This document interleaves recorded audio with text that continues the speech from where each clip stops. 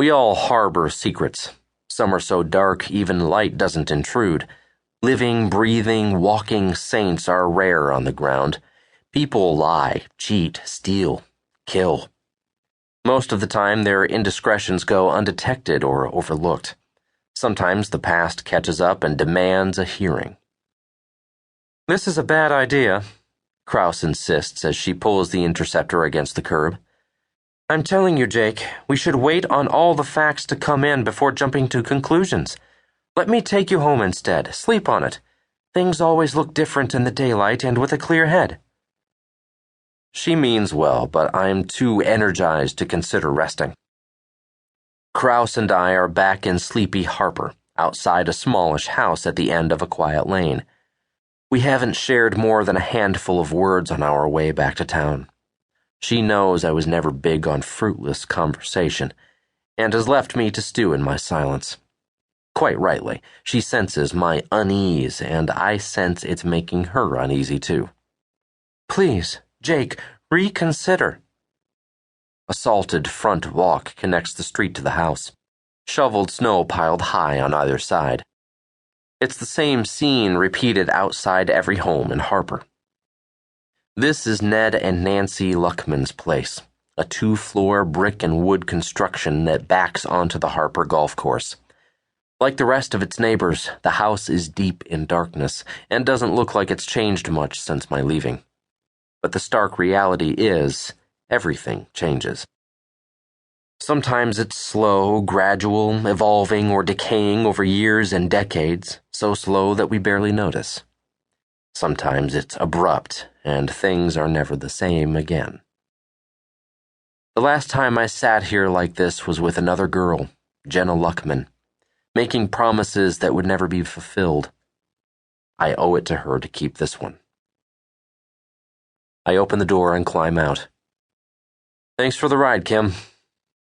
Kraus leans across the seat.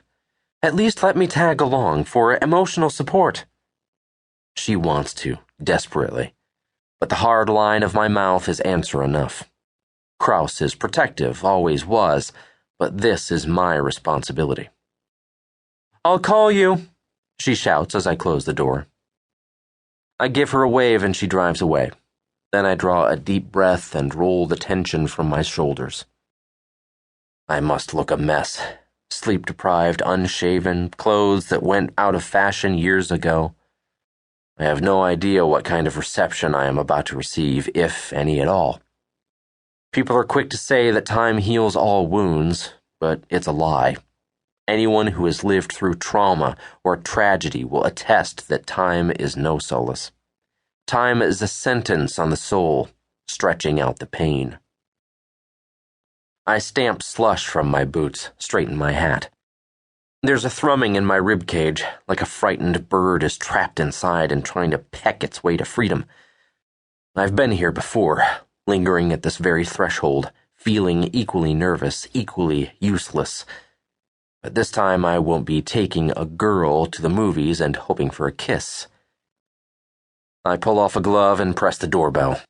Let it ring for long seconds. For a moment, I'm 17 again, conscious of my gawky appearance and anxious about introducing myself to the parents for the first time. My mouth is bone dry and my feet won't keep still. I am not the most popular kid at school. I don't stand out in any particular class. I don't play quarterback for the football team. I won't be picked as valedictorian. I don't shine like my brother. I am your average Joe, Mr. Unexceptional, destined to do well but never to excel. I'm not sure her parents have plans on settling for second or even third best. Maybe it's a good thing they never had to. A light comes on inside the house. I lift my finger from the buzzer. Heavy feet sound on creaking wood, a man's voice cussing as he fumbles with the locks. The door swings inward and I come face to face with a ghost. The Ned Luckman of my memory is in his 40s with a